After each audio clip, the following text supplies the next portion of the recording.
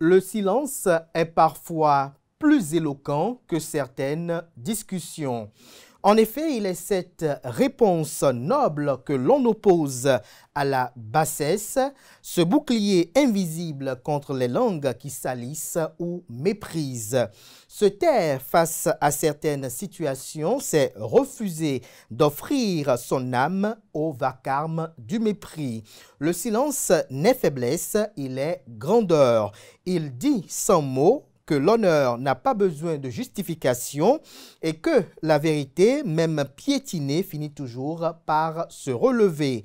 Car le temps, lui, finit toujours par démasquer les impostures et rendre justice aux consciences droites. Alors apprenez à vous taire malgré la force et la qualité de votre argumentaire, non par peur, mais par hauteur. Bonjour à toutes et à tous, bon réveil matinal, bienvenue sur Free Matin, ce rendez-vous matinal d'information, d'analyse et de divertissement sur ESAE TV. Chers amis internautes, à suivre d'un instant à l'autre, Gagnou Soglo qui est l'invité spécial de ce matin sur Free Matin.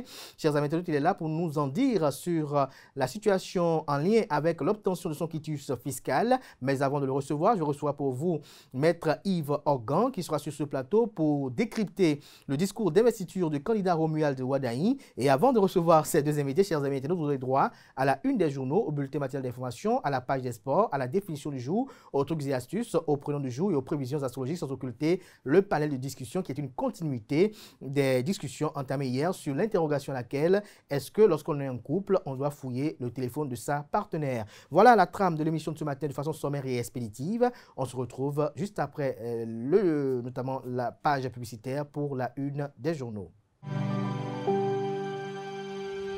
Tu viens d'avoir le bac ou tu veux te reconvertir dans un domaine d'avenir, faire le choix du numérique et rejoindre l'école supérieure d'administration, d'économie, de journalisme et des métiers de l'audiovisuel ESAE. De nouvelles filières sont disponibles dès cette rentrée: informatique et multimédia, informatique industrielle et maintenance, réseau informatique et télécommunications, système informatique et logiciel, sans oublier les filières initiales: administration générale, administration des finances, administration des affaires, sciences juridiques, sciences économiques, sciences de gestion, journalisme et métiers de l'audiovisuel. ESAE est disponible sur 4 sites: Cotonou-Badjoumendé, Cotonou-Akpakpa, Abomey-Calavi et Parakou. Pourquoi choisir l'ESAE? Des formations conçues pour le marché de l'emploi, des enseignants expérimentés et passionnés, des infrastructures modernes avec équipement de pointe, des opportunités de stage et d'emploi garanties. Les inscriptions sont en cours et les places sont limitées. Ne rate pas ta chance, donne vie à tes ambitions avec l'ESAE. Contacte-nous vite par appel ou par WhatsApp au 01 98 98 14 00 ou via email scolarité@esae.bj et visite notre site web www.esae.bj. Ton futur commence maintenant avec l'ESAE. Tu investis dans un avenir professionnel, concret et sécurisé. ESAE, l'excellence à un nom.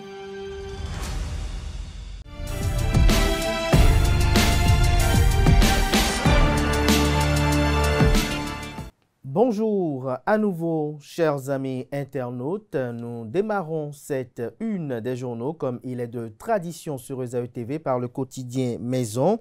Le quotidien béninois d'information générale et d'analyse, l'Informateur, qui ce matin en manchette nous informe que le ministre d'État Romuald Wardani, pour le compte de la mouvance présidentielle, l'ancien ministre Paul Ronkpé, pour le compte du parti d'opposition FCBE, Force Cori pour un Bénin émergent, et un troisième qui devrait provenir du parti politique Les Démocrates, sont attendus, ainsi que leurs colistiers respectifs, entre ce vendredi 10 et le mardi 14 octobre 2025 à la Commission électorale nationale autonome Sénat pour le dépôt de leur dossier de candidature pour la présidentielle de 2026, conformément au calendrier électoral et aux dispositions légales.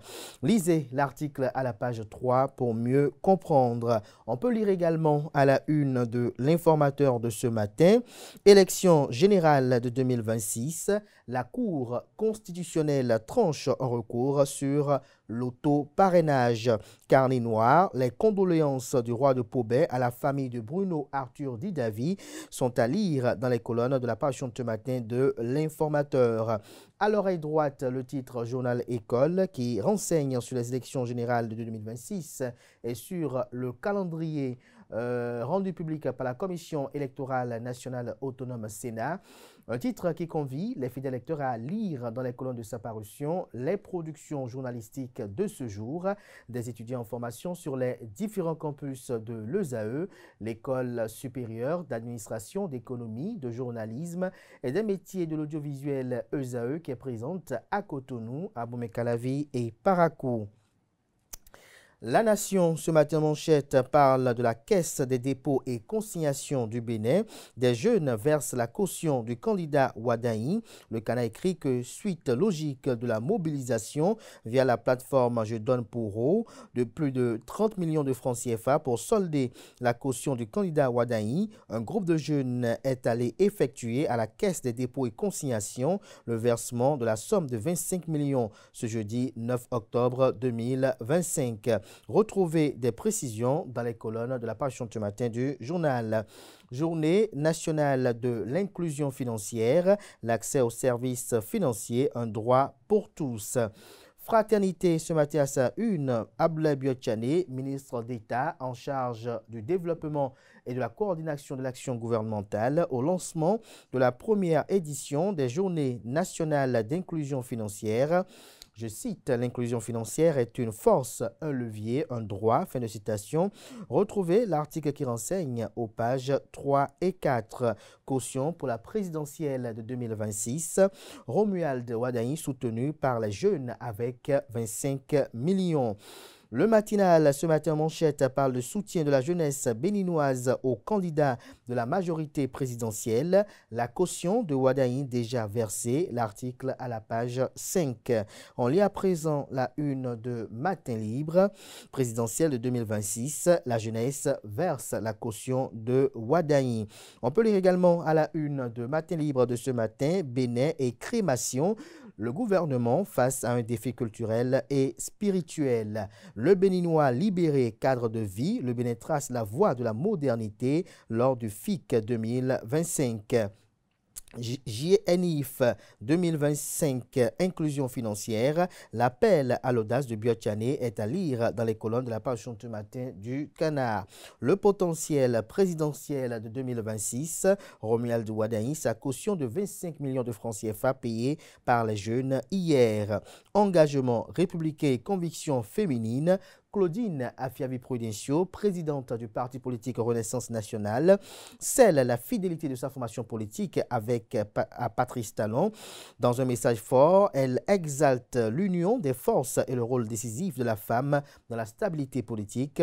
Retrouvez ce discours inspirant à la page 3 de la livraison. On lit à présent l'hebdomadaire catholique La Croix du Bénin qui cette semaine en manchette titre « Diocèse de Kandy, ouverture de l'année pastorale 2025-2026. Monseigneur Clette Feliro, évêque de Kandy, entouré de ses agents pastoraux après la messe d'ouverture officielle de la nouvelle année pastorale. C'était le samedi 4 octobre 2025 à la cathédrale Notre-Dame du Mont-Carmel de Kandy. C'est l'image que vous apercevez bien évidemment. Retrouvez des précisions aux pages 6 et 7. Le progrès à présent, rénovation de l'embarcadère d'Abomey-Calavi, des travaux complémentaires validés. Le premier quotidien économique du Bénin, l'économiste ce matin à sa une, scrutin de 2026 au Bénin. La PDP édifie la plateforme électorale des organisations de la société civile et acteurs politiques. Le matin, ce matin à sa une, révolution dans la société civile béninoise. Le gouvernement clarifie le cadre de gestion des associations et fondation. Le Grand Matin à présent, premier appel à projet du Fonds de développement des arts et de la culture, 42 projets retenus pour une enveloppe globale de 823 millions de francs CFA. Les 4 vérités ce matin à sa une, préparatifs des élections générales de 2026. La Commission électorale nationale autonome Sénat rencontre des acteurs de la société civile. La Guérite ce matin à sa une, duo Wadain Talata. Ils y croient dur comme fer. Ce que ses soutiens ont dit sur l'investiture et le discours. Retrouvez la transcription intégrale des propos tenus par les personnalités politiques que vous apercevez à votre écran dans les colonnes de la livraison de ce matin du journal. L'emblème du jour, justice électorale, recours rejeté. Retrouvez des détails dans les colonnes de la page de ce matin du journal qui s'interroge à sa une. Report du Conseil national des démocrates. Que se passe-t-il réellement dans le camp IAI, s'interroge le journal. Et puis le télégramme pour boucler ce matin. Délivrance du quitus fiscal. Nouroudine Sakasalé saisit la Cour constitutionnelle de recours. 12 508 quitus fiscaux déjà délivrés. Retrouvez des précisions dans les colonnes de la page du matin du journal, dont la une nous informe que pour abus de fonction, l'ex-chef d'état-major de la Marine nationale, Jean-Léon Olatonji, et un officier sont condamnés à 18 mois de prison. Ce sera tout pour la une des journaux. Merci de votre attention.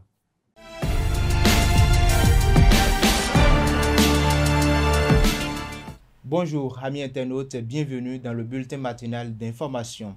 Après avoir mobilisé il y a un mois plus tôt, en moins de 24 heures, la caution au profit de leurs candidats, des jeunes béninois, réunis autour de l'initiative pour eau, ont procédé ce jeudi 9 octobre 2025 à la remise de bordereaux de versement de la somme sur les comptes de la Caisse des dépôts et consignations du Bénin.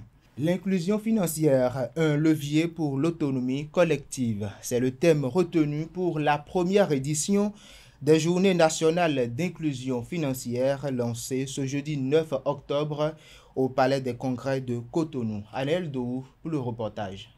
L'inclusion financière, un levier pour l'autonomie collective. Tel est le terme de la première édition de la Journée nationale de l'inclusion financière. Cette stratégie nationale d'inclusion financière, placée sous la tutelle du ministre d'État, chargé du développement et de la coordination de l'action gouvernementale, Abdoulaye Biotchane, vise à garantir à toute la population béninoise un accès à des produits et services financiers adaptés à leurs besoins et à des coûts raisonnables. Aujourd'hui, l'inclusion financière se traduit par des réformes ambitieuses, des politiques publiques audacieuses et des initiatives concrètes qui rapprochent chaque jour un peu plus les institutions financières des citoyens et les citoyens des opportunités économiques.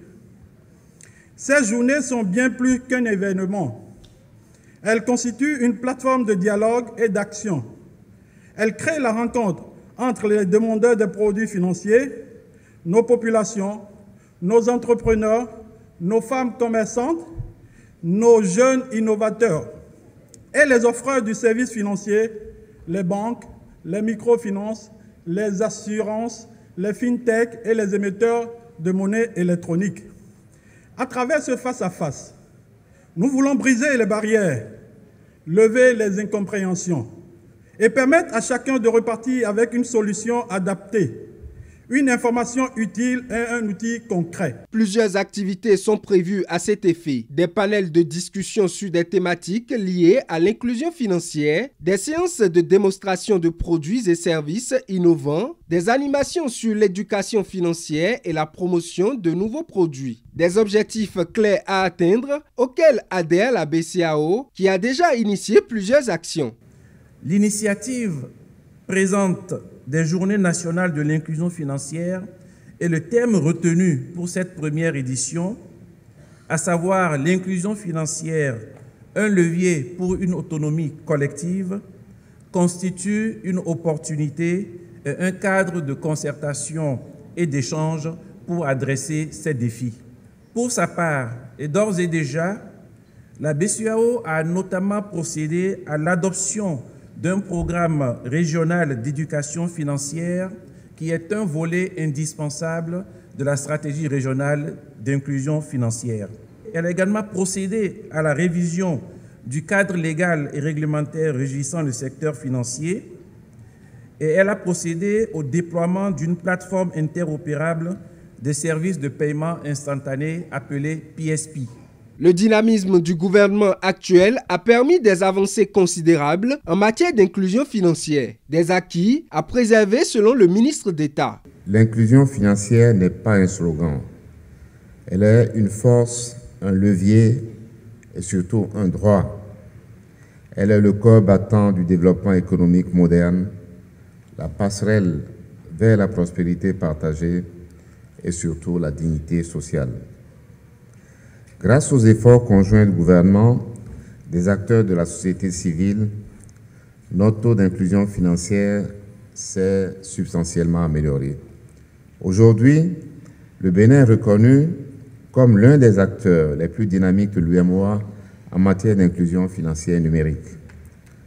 Mes chers amis, nous devons aller plus loin et beaucoup plus loin. Aller plus loin, c'est transformer l'accès en usage réel. C'est permettre à chaque jeune, chaque femme, chaque entrepreneur, chaque paysan d'être acteur du développement économique. C'est bâtir un écosystème fondé sur la confiance, la transparence et la protection du consommateur. J'en appelle donc à tous, acteurs du secteur financier, innovateurs, chercheurs et partenaires. Nous avons besoin de l'audace de tous. Nous avons besoin de la créativité de tous ces acteurs et nous avons enfin besoin de la foi dans le progrès.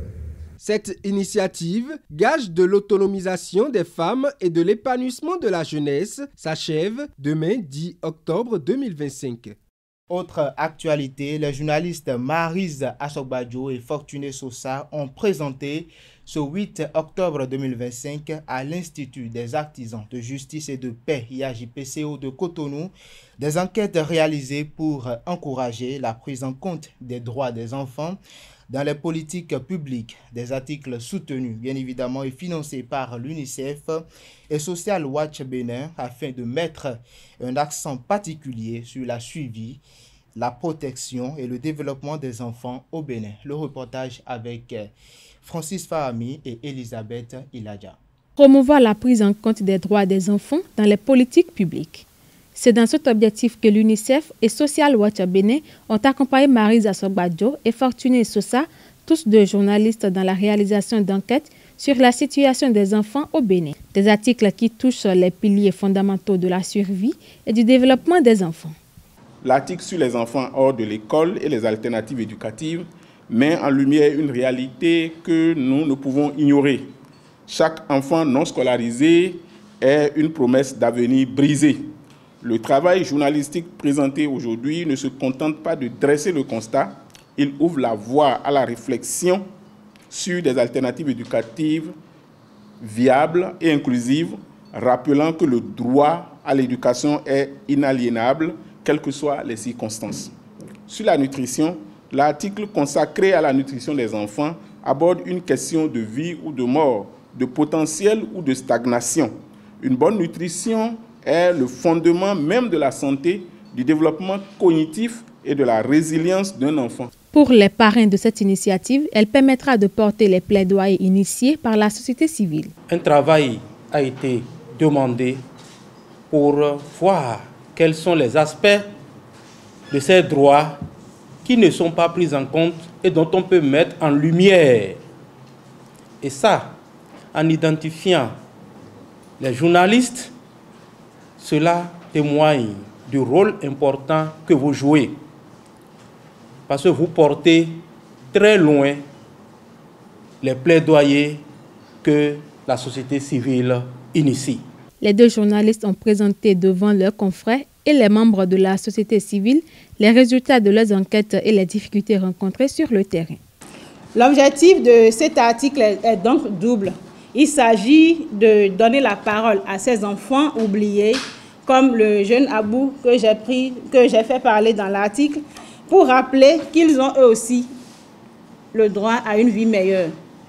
L'objectif est aussi d'interpeller les autorités, les partenaires techniques et les communautés locales sur l'urgence d'investir dans l'éducation, non pas comme un luxe, mais comme un levier stratégique de paix, de cohésion sociale et de développement. C'est un sujet qui m'a toujours préoccupé, tout le temps, parce que moi-même, je vis des phénomènes, c'est-à-dire parfois, nous sommes à la maison et vous voyez des enfants venir, des enfants du voisinage, des enfants du quartier venir toquer à votre porte à 19h, à 20h, parfois à 21h, vous dire, notre maman nous envoie vous dire si vous avez quelque chose à nous donner, parce que depuis le matin, nous n'avons pas mangé. Les initiateurs et journalistes invitent les décideurs à la prise en compte de ces différents résultats dans les prochaines prises de décision en faveur de l'amélioration de la situation des enfants au Bénin. On poursuit cette édition. Les instituteurs du département du littoral se sont retrouvés ce mercredi 8 octobre 2025 pour célébrer la journée mondiale des enseignants, placée sous le thème « Inspirer la prochaine génération d'apprenants ». C'était à la Maison des Jeunes d'Akpakpa en présence de plusieurs personnalités. Le reportage avec Diane Kouagou.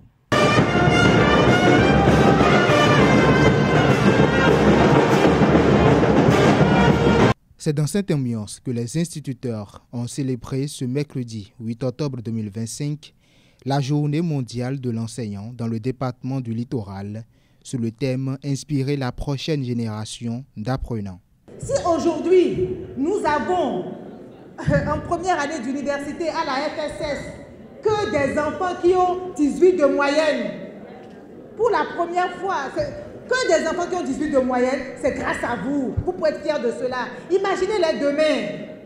Imaginez ce qu'ils seront capables de faire pour ce pays. Et c'est en cela que vous contribuez au développement social et économique de notre pays. C'est en cela que vous êtes le maillon le plus fort de tout ce que nous sommes en train de bâtir. Une occasion pour la directrice départementale, Sénanflore Godjo, de saluer et d'exprimer sa gratitude à l'endroit des enseignants.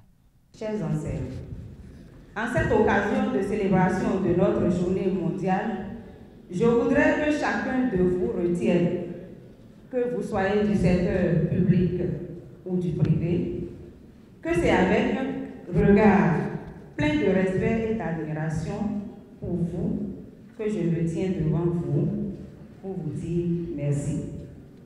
Merci pour les sacrifices que vous ne cessez de consentir dans vos classes et vos établissements respectifs et qui ont permis que notre département continue d'être cité en exemple en ce qui concerne la qualité de l'offre éducative dans notre pays. Pour inspirer la prochaine génération d'apprenants, des défis sont à relever et le gouvernement mène des actions dans ce sens. Le thème de cette journée, inspirer la prochaine génération d'apprenants, n'est pas un simple slogan, c'est un appel à l'action. Améliorer nos conditions de travail. Renforcer notre formation et notre valorisation. Et enfin, garantir l'équité et la réussite de tous nos élèves. Ces défis sont lourds. C'est vrai, des conditions de travail difficiles. Tous les efforts sont faits pour que les conditions de vie, les conditions de travail de chaque Béninois, de chaque Béninoise soient améliorées. Cette journée, au-delà de son caractère festif, a permis également aux acteurs de l'éducation béninoise de mener des réflexions sur la thématique de cette édition à travers les différentes communications.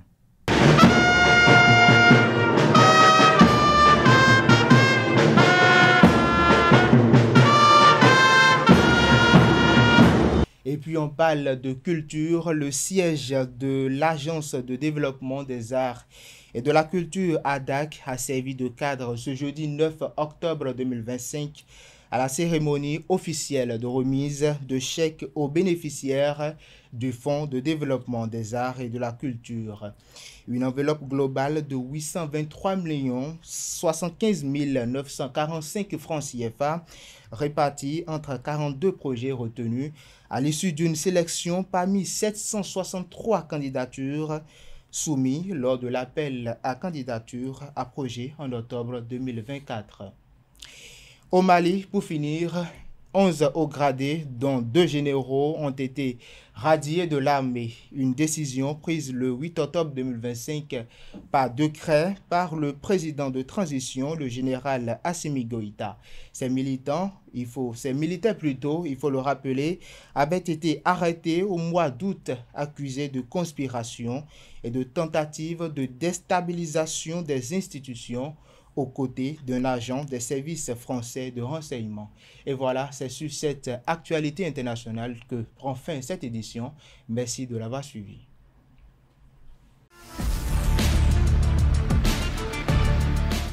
Bonjour amis sportifs et bienvenue dans l'actualité sportive de ce vendredi matin. Les ambassadeurs du Bénin à la Coupe d'Afrique de kickboxing reviennent de leur deuxième participation avec 6 médailles d'or.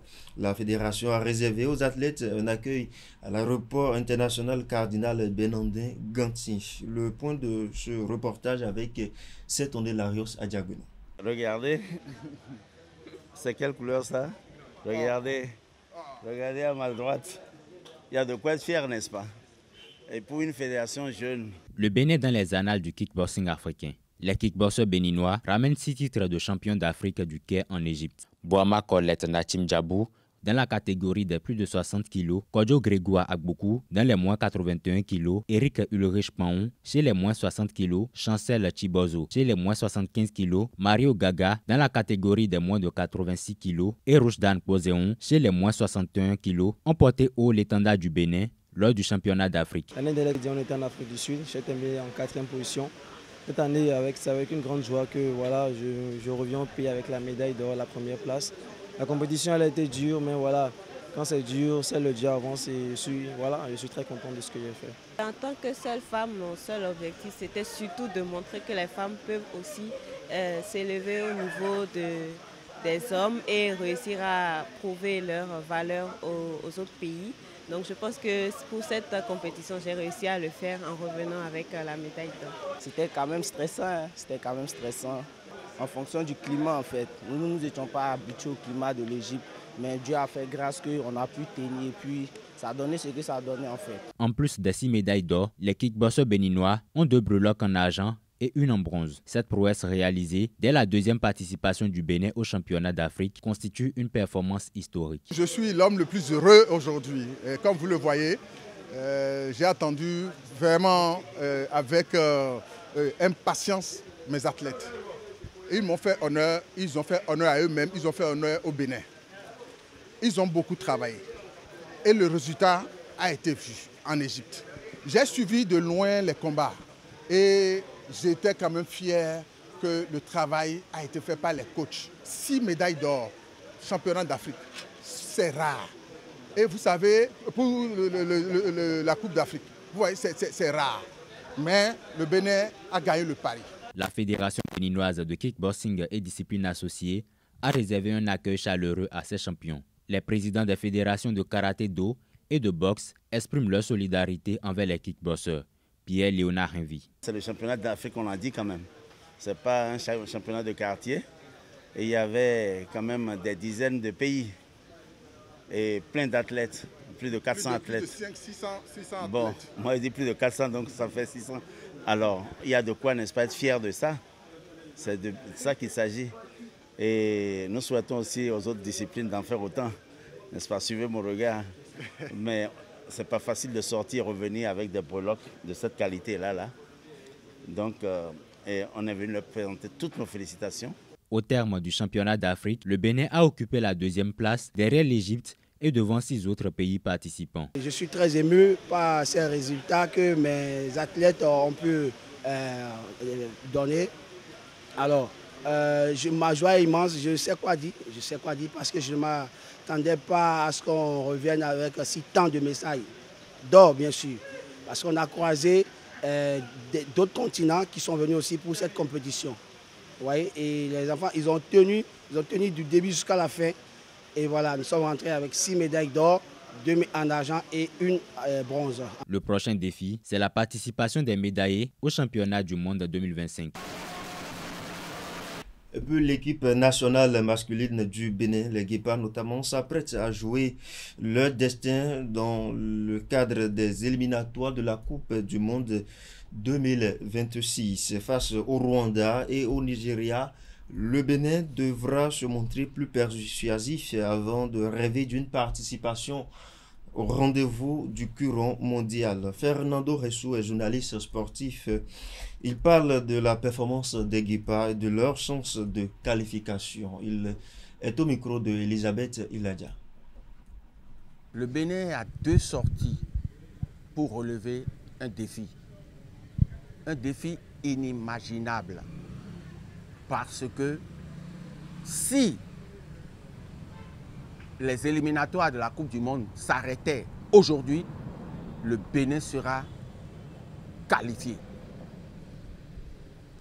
Mais les 2 sorties qui nous restent, c'est périlleux. C'est pour ça que je suis du même avis que Gernot Rohr. Il ne faut pas qu'on chante victoire tout de suite. Parce que nous sommes dans un tournant où les gens vont jouer à tous les atouts. Les Sud-Africains vont recevoir leurs 2 adversaires chez eux. Le Nigeria va nous recevoir chez lui. Et la défaite qu'on lui a infligée, les Super Eagles n'ont pas oublié ça. Mais est-ce que ça veut dire que nous allons avoir peur de ces 2 sorties qui nous restent? Non, il n'y a pas à avoir peur. Aujourd'hui, le ballon est rond. Il est rond pour tout le monde. Et le Bénin sait jouer au football. La belle preuve, toutes les rencontres des Guépards ont été jouées hors du Bénin. Toutes les rencontres ont été jouées hors du Bénin. Qu'on le veuille ou non, quand on dit que nous recevons à Abidjan, on ne reçoit pas à Cotonou. Donc Abidjan n'est pas Cotonou. Et toutes les commodités qui auraient pu nous permettre d'être plus à l'aise, nous ne les avons pas. Si nous sommes obligés de nous déplacer jusqu'à Abidjan pour jouer. Je crois, à mon humble avis, que si le Togo a pu se qualifier pour la Coupe du Monde, les Béninois peuvent le faire. Et nous sommes à 2 petites rencontres pour réaliser ce rêve de tout un peuple. Nous sommes en train d'en rêver depuis 1960 et je crois que les âmes, les esprits de nos illustres présidents qui ont tenu la dragée haute à leurs homologues africains à la tête de la Fédération dahoméenne de football, puis de la Fédération béninoise de football, leurs esprits vont nous guider. Norbert Ims, Moutia Rafou, Badamassi, Frédéric Lafaux et j'en passe, que tout cela nous accompagne pour que la victoire soit notre. Et à la veille de ce choc entre le Bénin et le Rwanda, hier notamment, la réunion technique d'avant-match s'est tenue à Kigali. Le Bénin évoluera en blanc intégral tandis que le Rwanda abordera son traditionnel maillot jaune aux shorts bleus. Côté logistique, 300 stadiers, 100 volontaires et 400 policiers assureront la sécurité avec 6 ambulances déjà mobilisées. Le stade ouvrira ses portes à 13h00 et puis le match sera diffusé par les chaînes internationales des 2 pays. Les télévisions nationales donc qui vont diffuser à partir de 18h précise cette rencontre. En marge de cette rencontre également, la conférence de presse du sélectionneur Gernot Rohr est programmée pour se tenir tout à l'heure à 17h45 suivi de la dernière séance d'entraînement des Guépards au stade de Amaoro, les 15 premières minutes ouvertes à la presse avec la présence de la presse nationale notamment. Voilà, amis sportifs, c'est tout pour la page des sports.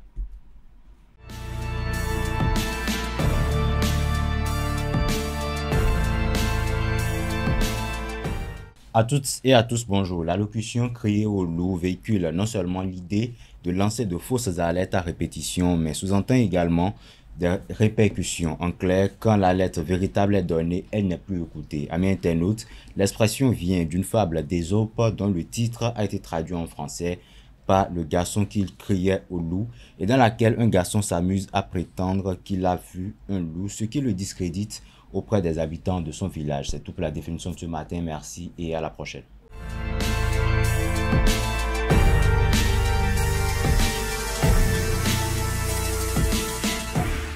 Amis internautes, bonjour et bienvenue dans la rubrique Trucs et astuces. Aujourd'hui, je vais vous partager une petite astuce toute simple pour sauver un plat devenu trop relevé. On a tous déjà eu la main un peu lourde sur le piment. Et là, c'est la panique à table. Mais pas de souci, il existe plusieurs solutions très efficaces pour adoucir le goût sans tout recommencer. La première, c'est d'ajouter un aliment absorbant comme du pain ou une pomme de terre coupée en morceaux. Ils vont capter une partie de la chaleur du piment pendant la cuisson. Vous pouvez aussi incorporer un produit laitier, yaourt, crème fraîche ou lait de coco qui neutralise le piquant naturellement. Résultat, votre plat retrouve tout son équilibre savoureux sans brûler les papilles. Les papilles du moins. Voilà, c'est tout pour trucs et astuces.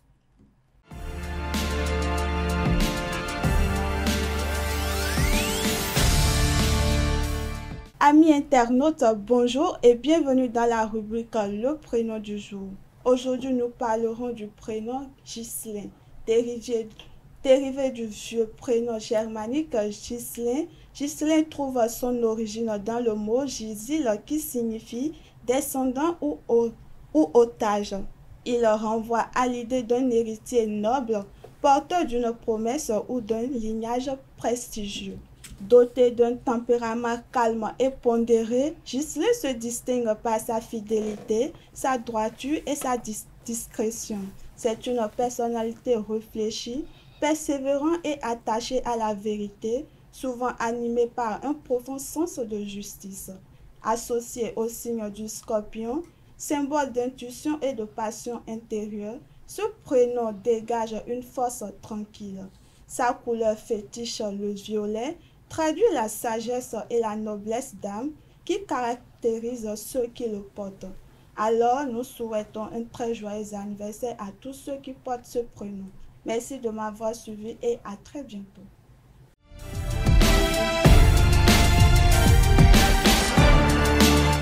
Amis de la rubrique horoscope, bonjour et bienvenue. Bélier, vous aurez bien davantage de sang-froid face aux obstacles à croire que vous prenez goût à la lutte. Vous êtes en bonne forme. Poursuivez l'effort que vous avez entamé sur votre alimentation et tout ira au mieux. Amis taureaux, vous vous sentez inquiet sans raison et il serait bon pour vous de prévoir des changements ou un petit voyage d'agrément, histoire de vous échapper de temps en temps et de vous ressourcer avant de repartir pour de nouvelles aventures.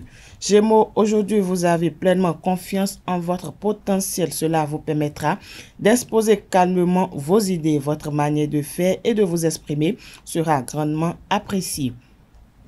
Natif du signe Cancer, vous ne mettrez pas de gants pour dire ce que vous pensez. C'est une mise au point qui est bénéfique avec vos proches. Vous allez devoir puiser dans vos ressources cachées.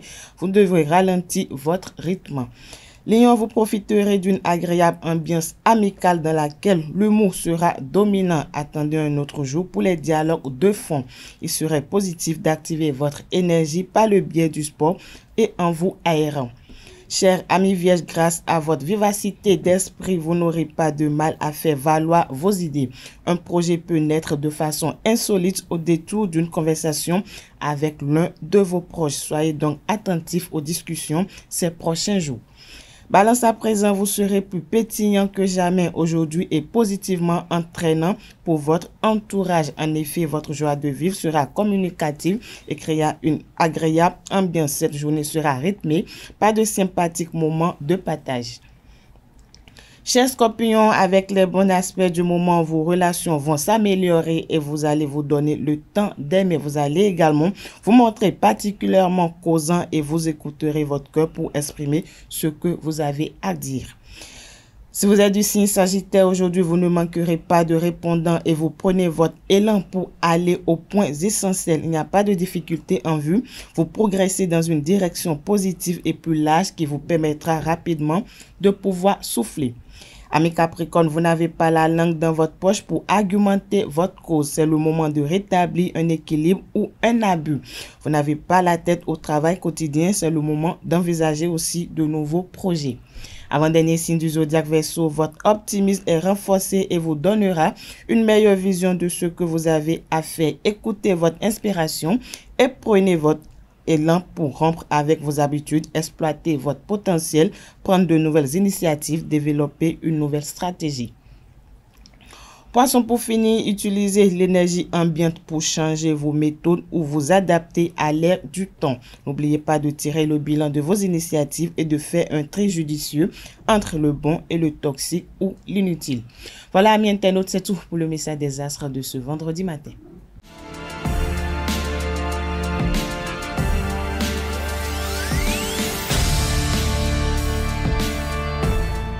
Le panel de discussion, Aneldo, bonjour. Bonjour à vous, Abdelkader Achibou. Ça va, la pleine forme ce matin? Ça va très bien. On se sent un peu fatigué là? Non, du tout pas. Ah, du tout pas, ok. Qui n'a pas dormi? Non, du tout pas, j'ai très bien dormi. Ah bon, vous étiez seul? Oui, et comme toujours en semaine. Ah, donc c'est un week-end que vous n'êtes pas seul? Et très souvent en week-end, je suis pas seul. Vous n'êtes pas seul. J'espère que vous n'êtes pas avec votre ami? Non, je suis avec celle avec qui je partage mes jours. Avec qui vous partagez vous partagez vos jours, et pourquoi dans la semaine vous ne partagez pas ensemble? Depuis un moment, pour qu'elle soit proche du boulot, elle est souvent chez elle. Donc vous la laissez 5 jours pour le boulot et 2 jours pour vous? Je suis souvent avec elle également, je vais juste dormir chez moi. Ah, vous êtes jusqu'avec elle, donc vous partagez juste le sommeil séparément.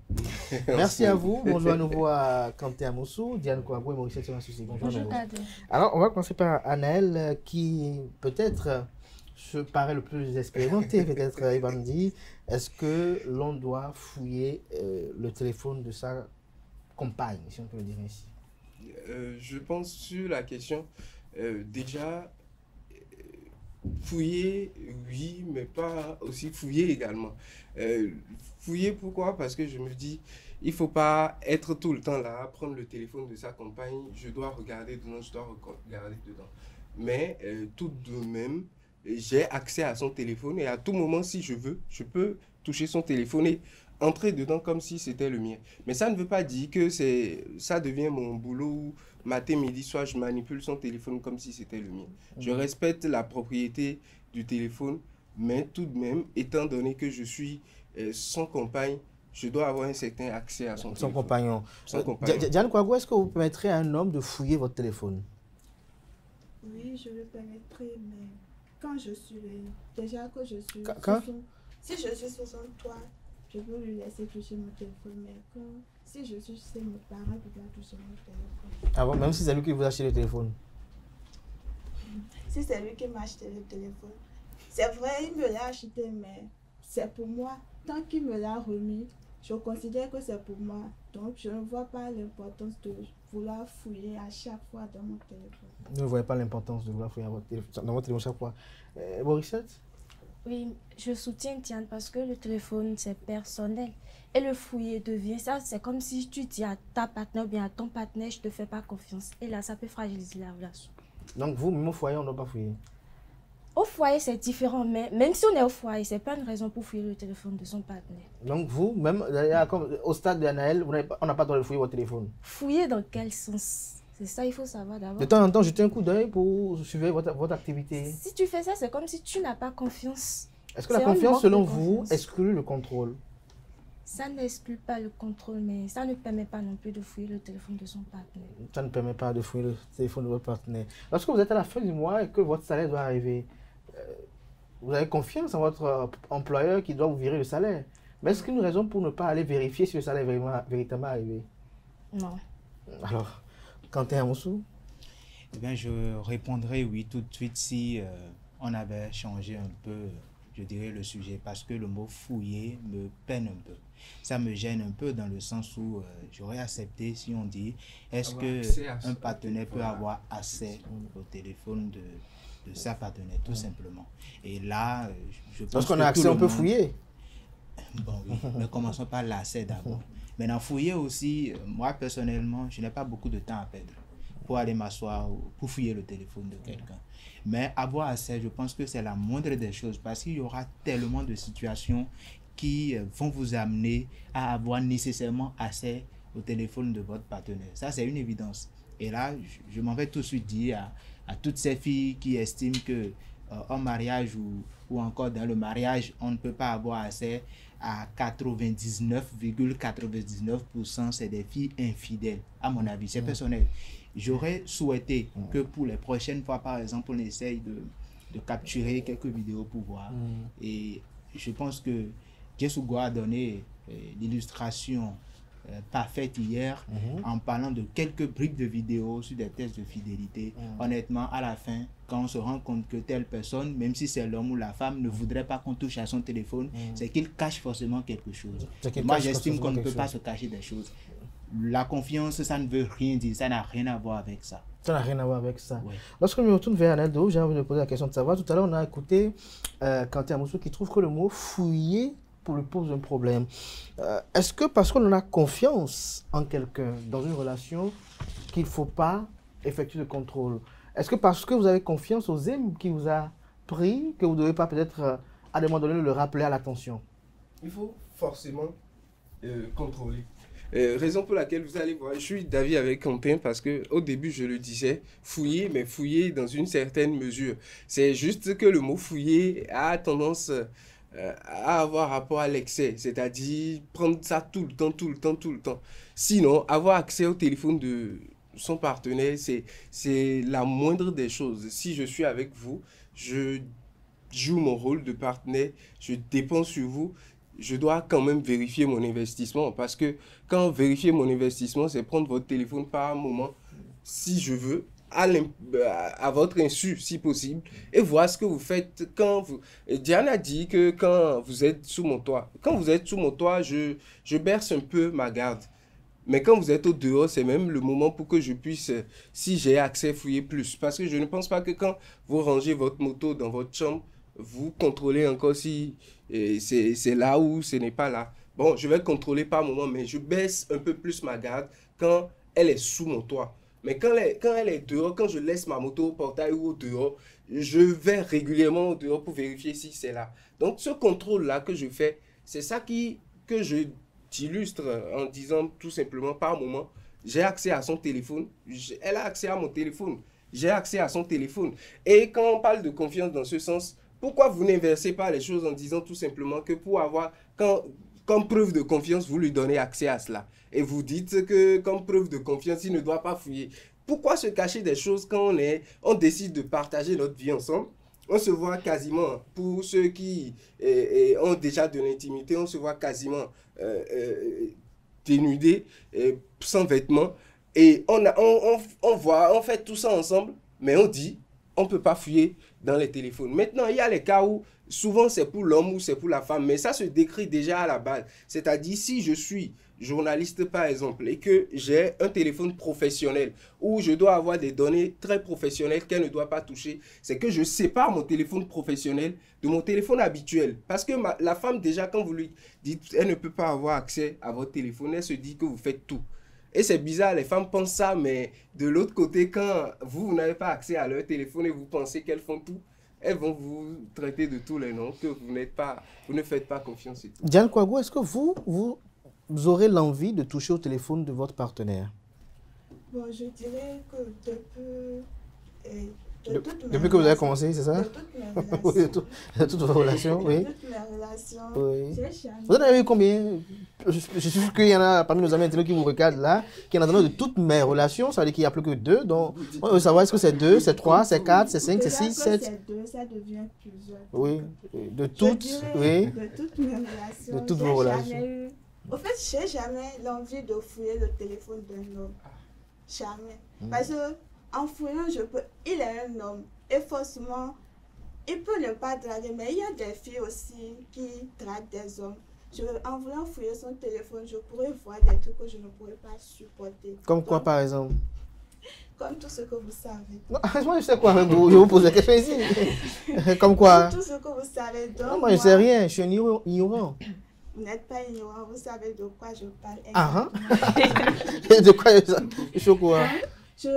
Je n'aime jamais fouiller le téléphone d'un homme, juste pour éviter ces embrouilles, parce que moi je suis très sensible et quand je vois des trucs, je peux facilement m'énerver et quand je m'énerve, c'est pas bon.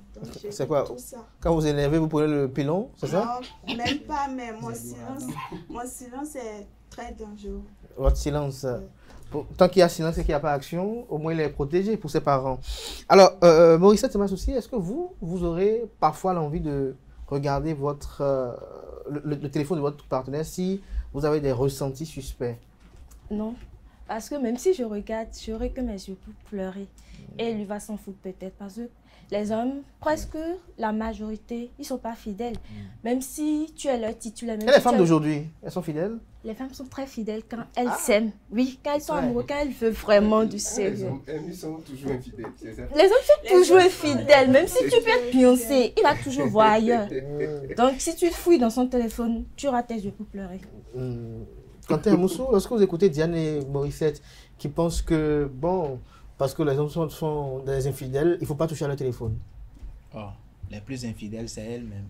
Je ne dirais pas les deux qui sont sur le plateau, je parle des femmes en général. Elles sont... Bon, est-ce qu'il y a même une catégorie de plus infidèles que l'autre? Mais n'oublions pas, l'homme reste l'homme. Qu'il aille chercher ailleurs ou pas, soyez sûr que vous êtes la principale ou la titulaire, comme elles ont l'habitude de le dire. Le reste importe peu. En tout cas, j'aime cette mentalité-là de certaines femmes qui pensent qu'elles ne sont pas obligées d'être à la trousse, de vouloir contrôler et tout. Et puis, parlons bien évidemment du sujet. Je pense que le tout peut commencer déjà par le mot de passe. Lorsque vous laissez votre partenaire connaître votre mot de passe, cela le rassure encore plus. Il sait à quel moment il peut prendre votre téléphone. Pourquoi mettre un mot de passe sur le téléphone? D'ailleurs, je me rappelle, il y a cela 2-3 ans. Bon. Maurice, ça paraît étrange. Non, il y a cela le téléphone, c'est personnel. Où moi, mon téléphone circulait à la rédaction sans mot de passe. C'est Anel qui m'a dit, mais mets un mot de passe parce que c'est pas bon, tout le monde peut avoir accès. Donc, mais quand vous n'avez rien à vous cacher. Non, mais je n'ai pas raison, je n'ai pas raison de vous laisser le téléphone. Je crois que ça, c'est un autre sujet, ça. Je pense que ne pas avoir... On peut ne rien avoir à cacher. Si mon téléphone n'a pas de code et qu'il arriverait que je le perde au dehors. Donc la personne qui le récupère aura accès directement à mon téléphone. C'est pas tout. C'est dans mon téléphone, il n'y a que des éditions de journal. Dans mon téléphone, il n'y a que bonjour papa, bonjour maman. Il n'y a rien d'illicite. Ceux qui décrochent parfois l'appel quand vous perdez votre téléphone et qui vous disent « Ah, je suis à tel endroit, tu peux venir chercher ton téléphone. » Parfois, c'est pas de bonne foi, c'est parce qu'ils n'ont pas accès, ils n'ont pas pu avoir accès au téléphone, ils ne peuvent pas l'utiliser. Vous avez parlé du karma ici, sur ce plateau. S'ils volent le téléphone, le karma le rendra. Oui, bon, la technologie a évolué aujourd'hui. On a des téléphones Android qui sont traçables. iOS et autres qui vous permettent d'avoir au moins 5 empreintes digitales. Mettez un de votre partenaire là-dessus, l'histoire est terminée. On n'a pas besoin de s'inquiéter que quelqu'un puisse avoir accès. Tout compte fait, je suis totalement pour cela, il faut donner accès à son téléphone portable, à son conjoint. Il ne faut pas seulement regarder cette rivalité de je sors avec toi, je peux sortir avec d'autres. Non. Et il faut même regarder le côté où, si le danger advenait, par exemple, ma femme, elle a une crise, par exemple, et que je dois l'amener à l'hôpital. Je l'amène à l'hôpital, mais peut-être je veux appeler son boulot pour informer qu'elle n'est pas... Je dois dire, bon, permettez-moi d'entrer dedans pour que je puisse prendre son doigt et l'ouvrir d'abord. Non. En tant que responsable, en tant qu'homme, c'est que je pense que je peux prendre le téléphone de ma femme, que ce soit en public. C'est ça même qui... vous n'avez pas le contact d'un collaborateur de votre femme au boulot? Vous n'avez pas le contact de son patron? Absolument, je peux l'avoir, mais il peut y arriver que je prenne son téléphone pour prendre des contacts dans son téléphone. Vous touchez au téléphone de votre partenaire forcément pour vérifier quelque chose? Non, pas forcément pour vérifier. C'est pour ça que je dis juste, vous allez voir qu'à la femme, quand vous donnez accès à votre téléphone à la femme, c'est là elle fouille moins votre téléphone. Parce que juste le simple fait que vous lui donnez accès au mot de passe, elle se dit même dans sa tête que je peux prendre ça à tout moment et qu'il m'a remis ça. Elle se calme, elle ne cherche plus forcément à venir fouiller. J'en connais des couples à Cotonou dont c'est la femme, la conjointe qui choisit l'escort girl pour son homme lorsqu'il voyage. Ça c'est tout, c'est des détails, c'est des... Je crois, hein, pour ma petite espérance de vie je pense que vous êtes sur le point de conclure. Voilà, exactement. Ah non, laissez-nous le temps de conclure un peu. J'allais plutôt dire qu'avoir accès au téléphone, oui, pour conclure, bien évidemment, c'est ce qui donne plus de garantie et plus de confiance. Je me rappelle, il y a de cela quelques mois, où il y avait une jeune fille qui était venue chez moi. J'ai pris son téléphone, je voulais lui offrir des épaules. J'ai pris son téléphone, j'étais en train de connecter quand j'ai vu mon homme. King, le message est venu. Ton homme. Je ne me suis pas posé 2 questions, je ne me suis pas posé 3 ni 4 non plus. Vous savez pourquoi? Je ne me suis pas posé ces questions là parce que ça ne dérange pas. Notre micro, parce que je me suis dit, bon, moi-même je sais que je ne suis pas un rôle primordial. Mais j'aimerais comprendre quand même, pourquoi est-ce que vous arrivez souvent ici et vous faites tomber les micros Ben non, ça peut arriver. Ça peut arriver. Et donc je ne me suis pas posé plusieurs questions parce que je sais le rôle que je joue. Mais vous n'êtes pas encore son époux. Non, mais justement, et non, attendez. Mais là, moi, je ne suis pas d'accord avec vous. Non, attendez. Lorsque vous avez une femme, c'est une conquête. Elle peut avoir. C'est parce que vous aimez, que vous cherchez à avoir assez. Sinon, honnêtement, moi, ça ne m'a même pas inquiété. Je l'ai laissé. Il y a des gens qui épousent des femmes avec des femmes étant enceintes d'une autre personne. Parce qu'ils sont si amoureux. Oui. Donc, manifestez votre amour. Essayez de conquérir le cœur de la femme. Est-ce que vous savez, lorsque je rencontre... Moi, honnêtement, quand je sais qu'il n'y a rien de sérieux, je vous assure, je n'ai même pas envie de voir votre téléphone. Lorsque je rencontre une fille du jour au lendemain, je ne peux pas lui demander... Alors, on va passer à l'émission. Je ne peux pas demander directement à avoir accès à son téléphone.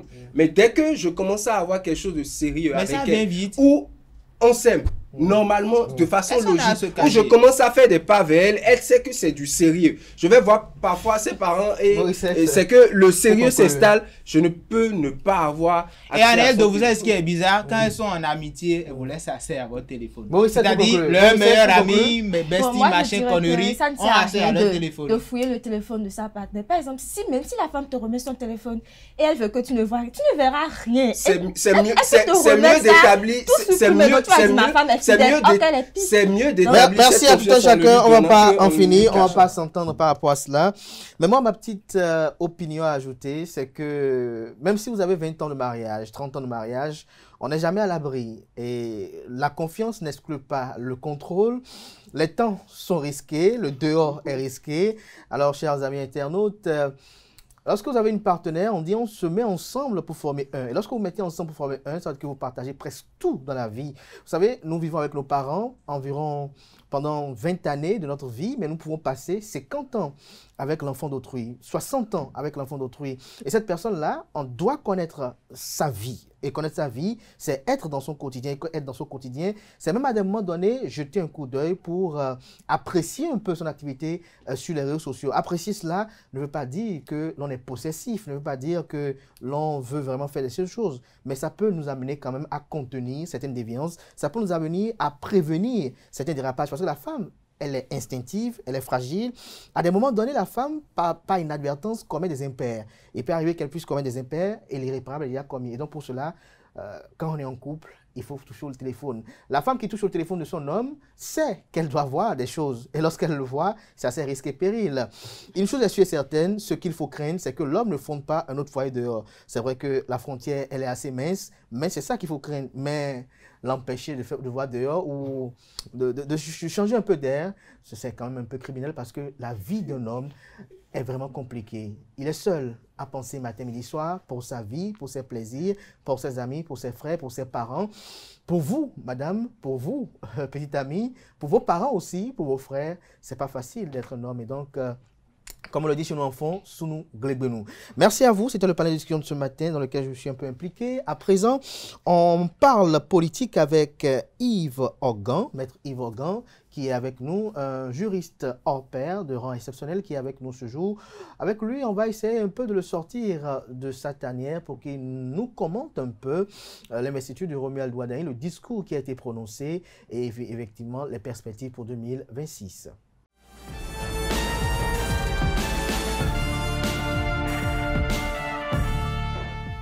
L'invité matinal de ce matin, ce Free Matin, Maître Yves Organ, bonjour. Bonjour. Vous êtes ancien avocat au barreau de Paris, avocat au barreau du Bénin. Vous êtes depuis 2016 techniquement actif au sein de la majorité présidentielle. Vous êtes également le coordonnateur général du mouvement Réseau des Jeunes Dynamiques Révélés, RJDR. C'est un mouvement citoyen de 16 000 membres environ répartis sur l'ensemble du territoire national. Avec vous, nous allons procéder à un décryptage du discours d'investiture du candidat à la candidature, du candidat, autant pour moi, de la mouvance présidentielle, Romuald Ouaddahi. Maître Yves Organ, bonjour à nouveau. Bonjour. Et merci d'avoir accepté l'invitation, merci d'être là ce matin, malgré les contraintes professionnelles et diverses. Alors, d'entrée de jeu, c'est de savoir, pour vous, ce discours qui a été prononcé par Romuald Ouaddahi, qui continue de faire couler beaucoup d'encre et de salive, il a parlé beaucoup de jeunesse. Les gens s'interrogent, pourquoi la jeunesse, alors que dans le régime auquel il a appartenu, qui finit dans quelques mois, ce régime, pour certains, n'a rien fait pour la jeunesse. Il a parlé de deux choses. Il a parlé de jeunesse et d'unité nationale. Voilà. Jeunesse parce que plus de 50% de la population béninoise a entre 18 et 40 ans. C'est le pays, on est le pays le plus jeune en Afrique. Et les prochains défis seront les défis de la jeunesse. Comment occuper la jeunesse, comment la pousser et comment faire en sorte qu'elle puisse réaliser ses rêves. Et c'est en cela que son discours a été un discours excellent, un discours presque parfait. Aujourd'hui, la jeunesse, elle a besoin de repères. Elle a besoin de savoir qu'elle peut se développer, elle peut se révéler et elle peut s'étendre dans son propre pays. Et ne plus attendre de traverser les océans pour aller réussir. Et c'est en cela qu'il dit qu'il va s'atteler à ce que ces difficultés-là ne soient plus les difficultés du jeune béninois. Du jeune béninois. Sauf que, Maître Yves Organ, beaucoup de jeunes béninois, sur les réseaux sociaux, on les a lus, qui pensent que c'est une rengaine des acteurs politiques. À chaque fois qu'il y a une élection, qu'elle soit législative, communale ou présidentielle, les acteurs politiques se servent de ce fer de lance-là pour ravir des voix. À la différence que lui, il est jeune, et c'est un jeune qui parle aux jeunes. C'est quelqu'un qui a les aspirations de la jeunesse d'aujourd'hui. C'est quelqu'un qui utilise les réseaux sociaux, qui est sur le numérique. Il a parlé d'art, il a parlé de culture, il a parlé de beaucoup de choses. Que font les jeunes aujourd'hui? Et il sera le président de la République de tout le Bénin, mais il sera le président de la République qui fera en sorte que les jeunes auront beaucoup plus de visibilité entrepreneuriale, dans leur formation, etc. Parce que ça le concerne aussi. Nous sommes tous concernés, évidemment. Il y a les anciens aussi. Vous savez, un pays, on mesure le degré d'évolution d'une civilisation de la façon dont elle traite ses jeunes et ses anciens. Lui, il est jeune. Il est venu pour parler à tout le monde, mais en particulier aux jeunes. C'est une excellente chose et nous allons le pousser pour cela.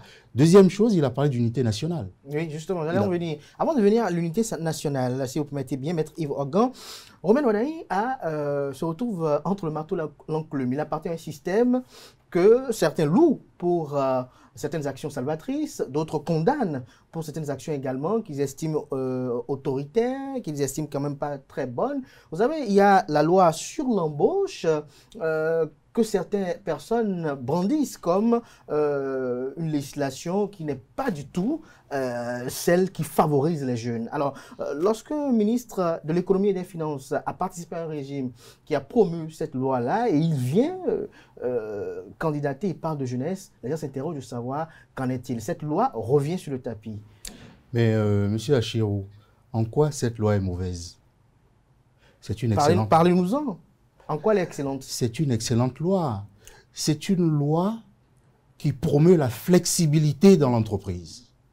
Sous le régime de la loi de 98, qui est la base du Code du travail au Bénin, une entreprise qui a en son sein des salariés indélicats, dès lors qu'ils sont en contrat à durée indéterminée ou qu'ils sont en contrat à durée déterminée de façon répétitive, il est difficile au chef d'entreprise de s'en séparer. De l'autre côté, un employé qui intègre une entreprise et qui, du jour au lendemain, trouve meilleur ailleurs et a envie de partir, il est difficile pour lui de partir.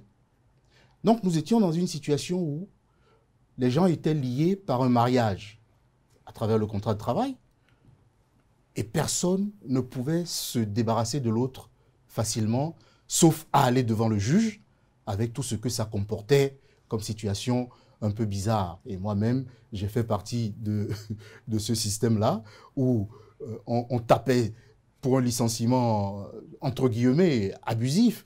On pouvait aller jusqu'à des dommages et intérêts de 2 milliards à une entreprise qui a un chiffre d'affaires de 500 millions. Vous voyez, elle mettait la clé sous la porte. Justement, vous n'avez pas de licenciement abusif. Il y a de l'abus. J'ai dit entre guillemets. Qu'est-ce que vous mettez dans l'abus? C'est ça le problème. Nous l'avons clarifié avec la loi de 2017. Et avec cette loi, et l'employeur et l'employé ont une flexibilité à accepter de continuer de travailler ensemble ou de ne pas travailler ensemble, tout en sachant qu'un chef d'entreprise que nous sommes tous, lorsque nous avons un bon employé avec nous, nous ne voulons jamais qu'il parte. Et nous faisons tout pour qu'il reste. A contrario, lorsque vous avez des employés indélicats qui vous déstabilisent votre structure alors que vous avez investi dedans, qu'est-ce que vous faites? Vous croisez les bras et vous attendez qu'ils vous plongent? Ben non. Vous prenez votre responsabilité. Il y a la sanction administrative quand même, avant le licenciement. Oui, mais si... Dans le contrat de travail, c'est quand même stipulé que lorsque l'employé commence à avoir des comportements déviants, il y a la procédure pour le licencier quand même. Oui, la procédure, elle prend combien de temps? Nous sommes aujourd'hui dans un monde où il faut aller vite.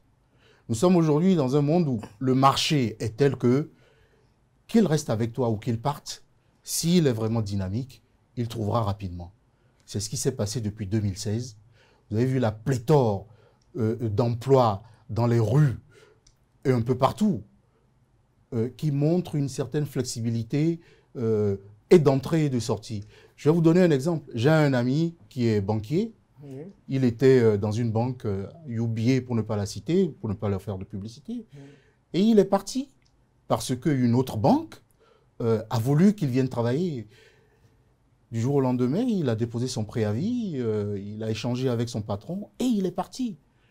Avant 2017, c'était quasiment impossible. Il aurait fait des cauchemars la nuit. Oui, c'est bon à ce niveau-là. C'est bon aussi pour l'employé. Mais l'employeur qui comptait techniquement sur cet employé-là a des difficultés de réorganisation. Parce que vous savez que chaque employé a son profil type, chaque employé a ses compétences. Ce que vous dites d'un côté et de l'autre. Non, dans chaque entreprise, nous avons une direction des ressources humaines. Et la direction des ressources humaines, sa particularité, c'est d'aller chercher le meilleur des employés pour la meilleure entreprise. Donc, si vous avez une bonne direction des ressources humaines, elle saura trouver... Nul n'est irremplaçable dans l'entreprise. Nul n'est irremplaçable. De toute façon, on va y revenir beaucoup plus en détail sur cette loi-là. Donc, pour vous, les jeunes ont beaucoup espéré de Romuald Wardini. Énormément. Et les jeunes doivent le soutenir parce que c'est celui qui comprend le plus leurs attentes, leurs aspirations, et c'est celui-là qui dispose de plus d'amplitude et de capacité à régler rapidement leurs problèmes. Vous savez, nous avions eu affaire à une ancienne classe politique qui était en déphasage avec les réalités au quotidien. Beaucoup d'hommes politiques, jusqu'à ce jour, ne savent pas utiliser des tablettes. Or, lorsque vous allez en Conseil des ministres, vous avez une tablette devant vous. Ça fait partie des anachronismes qu'on doit régler aujourd'hui. Je ne dis pas que les anciens sont complètement à la rue, non, mais ils doivent se recycler, ils doivent comprendre les aspirations de la jeunesse, de la technologie qui est sans cesse mouvante. Et aujourd'hui, qui sont ceux qui sont les plus à même de comprendre rapidement l'évolution de ce monde, c'est la jeunesse d'aujourd'hui. Et si le chef de l'État, que nous allons élire bientôt, est lui aussi un jeune et qui est fondu dans les aspirations de la jeunesse, mais quel bonheur pour la jeunesse. Elle trouvera solution à ces problèmes, moi j'en suis persuadé. Merci à vous, Maître Yves Organ. Avant-dernière question, comment appréciez-vous l'ambiance dans laquelle s'est déroulée cette cérémonie d'investiture? Les gestes du candidat, l'assistance? Une très très bonne ambiance parce qu'il s'agissait de présenter le candidat et qu'il accepte ce manteau de futur candidat à la présidence de la République qu'on lui donne. À ce genre de cérémonie, ne vous attendez pas au serrage des mains ou à un bain de foule extraordinaire. Les bains de foule viendront, mais au stade où nous sommes, réjouissons-nous du fait que 4 ou 5 partis politiques au Bénin, d'envergure nationale, se sont regroupés. 4 partis se sont regroupés et ont désigné un candidat à l'unanimité pour conduire la destinée de la majorité présidentielle. Ça ne s'est jamais vu au Bénin, c'est la toute première fois. C'est peut-être aussi cette toute première fois qui a donné l'impression que les gens étaient en attente d'observer ce qui allait se passer. Mais moi, ce que j'ai pu observer, c'est que c'est une excellente cérémonie qui s'est très bien déroulée, un très beau discours et un candidat qui maîtrisait à la fois sa diction, sa rhétorique et comment dirais-je, son rapport au peuple et au parterre qui était présent devant lui. C'était des politiques. C'était la chose des politiques et des partis politiques. Et je pense que c'est une séance exceptionnelle qui s'est très très bien passée. Il n'y a pas eu d'anicroche. Moi, je ne pense pas qu'il y ait d'anicroche, contrairement à ce que beaucoup de gens disent. Il a lui-même dit qu'il aurait aimé venir saluer les gens. Mais ce n'était pas ça le but de cette séance. D'autres réunions viendront, d'autres meetings viendront, où il portera la touche de chaleur, de plus de candidat, ferveur. et il y aura de la ferveur, et nous allons chanter et danser pour qu'il soit président de la République. Je m'en voudrais de vous laisser partir sans vous poser une question par rapport à l'objectif de votre mouvement Réseau des jeunes dynamiques révélés, et quelle sera votre contribution à l'élection du candidat Romuald Wadaï? Dès le 3 septembre, nous avons écrit une lettre publique au candidat Wadaï en mettant notre mouvement à sa disposition pour qu'il puisse parfaitement remplir ses obligations et accéder à cette noble mission. Donc tout le réseau est entièrement disponible et à sa disposition. Je précise qu'il ne s'agit pas d'un réseau numérique, mais un réseau de plus de 16 000 militants qui sont des militants citoyens qui ont conduit beaucoup de choses, et vous verrez encore ce qu'ils sont capables de faire sur la totalité du territoire national. Merci à vous, Maître Yves Organ. Je rappelle que vous êtes avocat au barreau ancien avocat au barreau de Paris, avocat au barreau du Bénin. Vous êtes le coordonnateur général du mouvement Réseau des jeunes dynamiques révélés. Merci d'être passé. On va se dire à la semaine prochaine, peut-être pour un débat. Je vous remercie. Merci à vous, chers amis internautes. À présent, on passe à l'invité spécial avec Ganiou Soglo.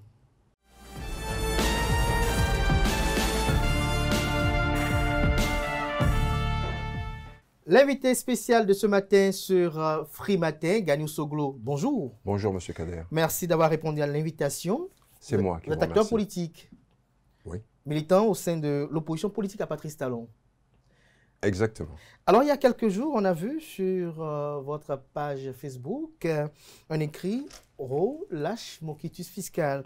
Une écriture quand même assez affective. Est-ce que vous avez de l'affection pour le ministre Romuald Wadaï? Parce qu'on sait que Ro, c'est Romuald Wadaï. Oui, tout à fait. Non, mais vous avez de l'affection pour lui? C'était un petit clin d'œil pour lui rappeler que nous sommes tous égaux devant la loi.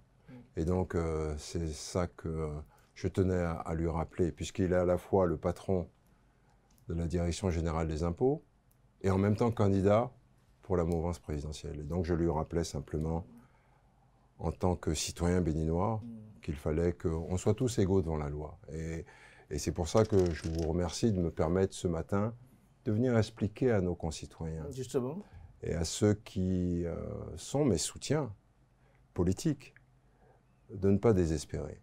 Il se fait qu'on m'a demandé de régulariser une situation qui pour moi est un peu complexe. Parce Comment? Qu'est-ce que vous êtes demandé? On m'a demandé de régulariser la situation fiscale de la Compagnie du Bénin. Compagnie agricole que j'avais créée il y a quelques années. Et d'ailleurs, je remercie quand même l'administration fiscale de rappeler à mes concitoyens, à travers ce que je vais dire ce matin, que j'ai été un acteur agricole pendant de nombreuses années et que donc, à ce titre, je connais mieux les problèmes de nos concitoyens, c'est-à-dire des paysans, que n'importe quel acteur de la vie politique béninoise. Parce que pendant 5 ans, j'ai pu travailler, rencontrer les difficultés que rencontrent nos paysans, à savoir les problèmes d'irrigation, les problèmes de financement, les problèmes de morcellement des terres. Donc, mais pour en revenir à ce quitus fiscal, oui, voilà, on vous a demandé. On me demande de régulariser une situation qui a été régularisée en 2017. En 2017, j'arrête mes activités agricoles parce que je n'ai pas la chance, comme aujourd'hui le président de la République, d'avoir des subventions de l'État. Parce que, vous savez, vous pouvez avoir une bonne volonté, de l'envie, de la détermination, mais si vous n'êtes pas soutenu par l'État, parce qu'aujourd'hui... Est-ce que cela vous manquait? Non, pas du tout. Est-ce que dans votre carnet d'adresse, vous n'avez pas de personnes qui pouvaient quand même concourir à l'obtention de cette Vous savez, malheureusement, les Béninois, facilité. On se connaît, on pense souvent à nous, et rien qu'à nous, et pas à la collectivité. Moi, je pense à la collectivité avant même, parfois moi-même. Mais je vous rappellerai simplement quelque chose, M. Kader. Quand on parle du président de la République, quand on parle de Elon Musk, ils ont fait leur fortune comment? Avec la subvention de l'État. Si vous n'avez pas le concours de l'État pour pouvoir vous booster, ben il est très difficile. D'autant plus que dans la problématique agricole, chez nous, ce n'est pas propre au Bénin, mais c'est propre à toute la sous-région, à l'Afrique noire entière, c'est la question du financement de l'agriculture. Nous n'avons pas de banque agricole, comme c'est le cas au Maroc. Et donc, moi, je me suis battu pour prouver à mes concitoyens que c'était faisable, que la question de la sécurité alimentaire, c'était important. D'autant plus que si vous voulez nourrir votre peuple, il faut bien le nourrir. Et dans notre business plan, on avait oublié quand même de se dire que si vous ne passez pas par des intrants chimiques, votre production, elle sera en deçà de vos attentes. Et donc, ça fausse les chiffres financiers. Et c'est pour ça qu'en 2017, j'ai arrêté mes investissements dans l'agriculture, parce qu'après 5 ans de dur labeur, je me suis rendu compte que pour pouvoir répondre en termes de production, excusez-moi M. Kader, il fallait passer par les serres agricoles. Et donc aujourd'hui, on me demande de régulariser une situation qui n'existe plus, parce qu'en 2017, et j'ai emmené, je vous ai emmené des documents, en 2017, j'ai envoyé un courrier à l'administration fiscale en disant que je suspendais mes activités agricoles et que comme je perdais trop d'argent... Vous l'avez envoyé en 2017. En 2017. Et donc, vous savez, l'administration fiscale, si vous devez de l'argent à l'administration fiscale, il m'aurait rappelé, OK, on prend bien note du fait que vous suspendez vos activités, mais vous devez tant encore à l'administration. Rien ne m'a été notifié, bien au contraire, parce que je suis en règle de mes impôts. Et je tiens à rappeler, parce que mes collaborateurs m'ont appelé pour me dire oui, bon, on paye certains de nos concitoyens pour venir insulter Gagno Soglo, dire que c'est un délinquant fiscal, etc. Donc, je tenais quand même à rappeler à ces jeunes garçons qu'il y a mieux à faire que de venir insulter leur aîné. Hein. Et la plupart de ces jeunes, vous savez, je vais faire un rappel, parce que bon, vous m'en donnez l'opportunité. Je veux bien qu'on rappelle que l'actuel ministre de l'économie et des finances est le candidat des jeunes, mais si les jeunes eux-mêmes se posaient des questions, c'est sous son administration qu'on a galvaudé 13 milliards de francs CFA pour la réfection. Excusez-moi, M. Kader. On parle du quitus fiscal toujours, oui, mais il faut quand même rappeler un certain nombre de faits. C'est sous cette administration qu'on a galvaudé 13 milliards de francs CFA. Galvaudé selon vous? Oui, bah, écoutez, moi j'ai été ministre des Sports, on a réfectionné le stade de l'Amitié pour 200 millions et l'équipe nationale jouait au Bénin. Aujourd'hui, on a la double peine, non content d'avoir vu évaporer ces 13 milliards ou 12 milliards, on joue en Côte d'Ivoire. Donc, c'est les Béninois qui payent encore pour voir leur équipe nationale jouer à l'étranger. Mais revenons au quitus fiscal. Merci d'y revenir, voilà, c'est important. Ce qui est important, c'est qu'en 2017, j'envoie un courrier à l'administration fiscale qui prend acte du fait que je suspende mes activités. Et en 2019, je reçois le quitus fiscal. Vous le montrer à la caméra, ici? Je reçois le quitus fiscal de l'actuel directeur général des impôts. Et dans ce quitus fiscal, il est bien rappelé Le directeur général des impôts sous-signé atteste que M. Soglo Galiou, Karimou Daouda, maraîcher, donc il me faisait l'honneur de me rappeler que j'étais maraîcher et non pas économiste financier, c'est bien. Oui. Immatriculé à IFU sous le numéro tant et en règle vis-à-vis de l'administration fiscale au Bénin au regard des impôts locaux et des impôts d'État, en foi de quoi le présent quitus fiscal lui est délivré pour servir et valoir ce que de droit. Dites-moi, entre 2019 et 2025, est-ce que la Compagnie du Bénin a travaillé quelque part? J'ai arrêté mes activités agricoles pour éviter d'ailleurs qu'on me réclame des choses qui ne sont pas dues. Et croyez-moi, vous pensez qu'après tout ce qu'il m'est arrivé en 2021, où finalement quand j'entends l'actuel porte-parole du gouvernement dire oui, Gagnou Soglo se plaint, il dit qu'on lui a tiré dessus, mais bon, c'est des foutaises, etc. Bon, vous savez... Qu'est-ce qu'il a dit dans ces termes? Bon, écoutez, vous savez, on comprend tous le français. Je devrais simplement dire à mon jeune frère que quand il était dans l'opposition du président Yahya Boni, nul n'est venu lui tirer dessus ou le mettre en prison. D'accord?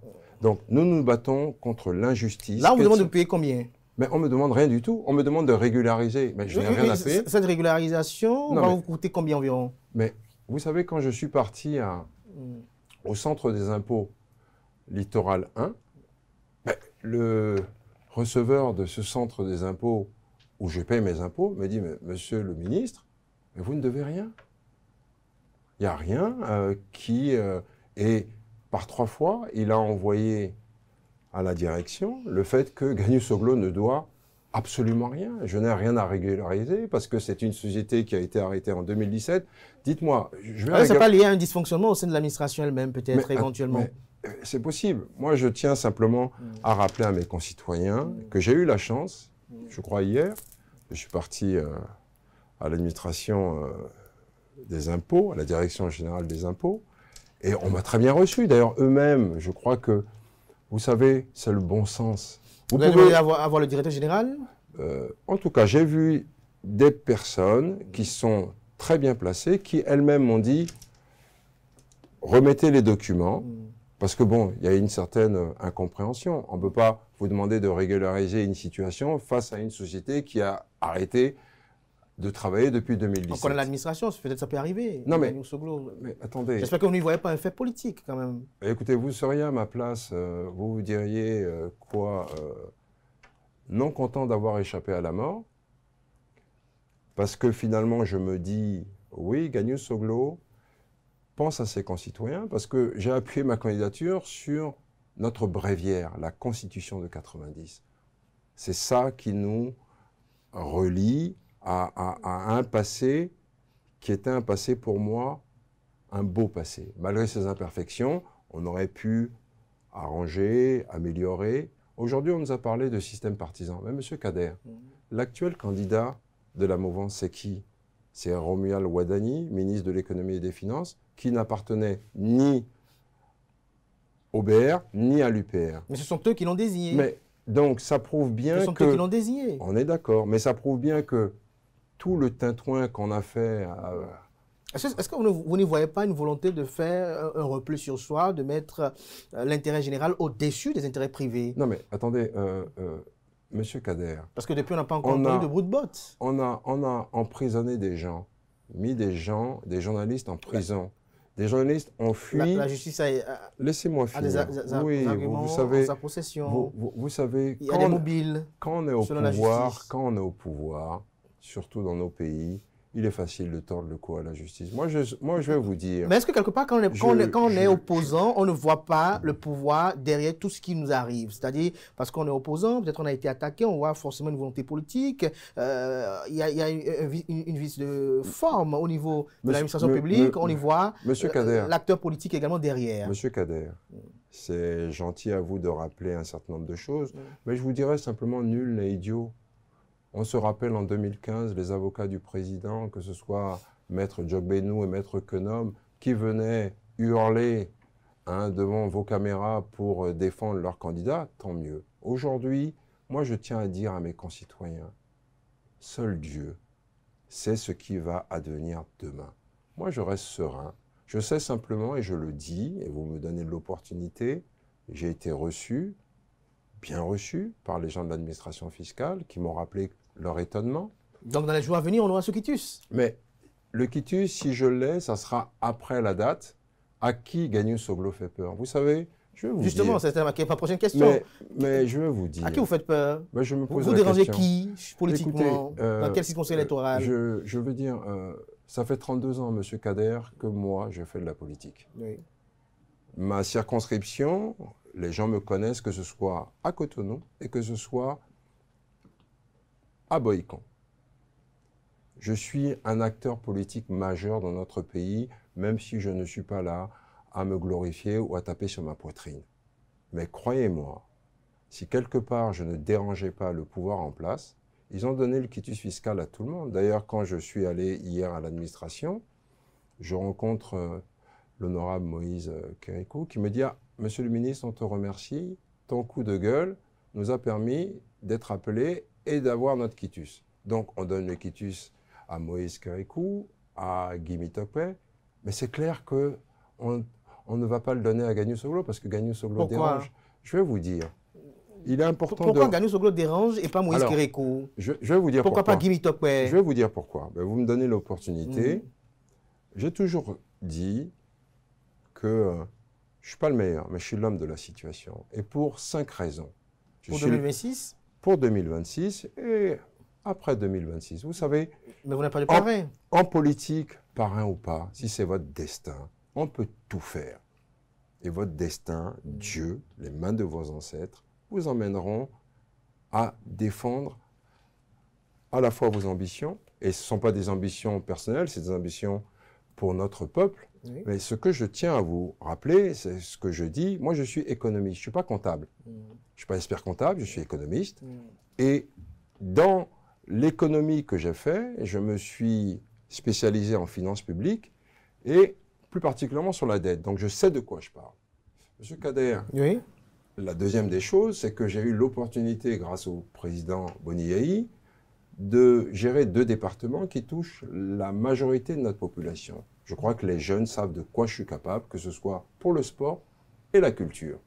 La troisième des choses, je suis un prince d'Abomey. J'ai une notoriété sur toute l'étendue du territoire, grâce à la fois, pas simplement à Nicéphore Soglo et à Rosine Vieira Soglo. Oui. Les Soglo sont, depuis la nuit des temps, à côté des rois. Et donc, oui, j'appartiens à cette partie de notre pays, du Zou, étant fond. Oui. La quatrième des choses, vous savez, je suis musulman. Je ne gongonne pas. Depuis 1993, je suis à l'Hadj. J'aurais pu gongonner comme beaucoup de nos concitoyens.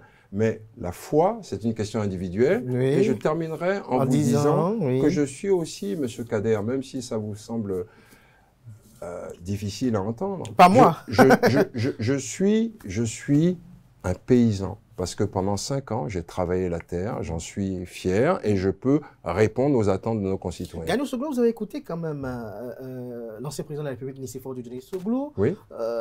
Son adresse au lendemain de la désignation de Romuald Wardini comme candidat de la mouvance présidentielle. Oui. Qu'est-ce que vous en pensez? Mais comme je l'ai toujours dit, et vous me donnez l'opportunité de le dire, pourquoi se cacher derrière son père, même si c'est une personnalité imminente? Oui. Vous savez, j'ai toujours considéré que j'ai eu la chance d'avoir un père comme Nicéphore Soglo. Oui.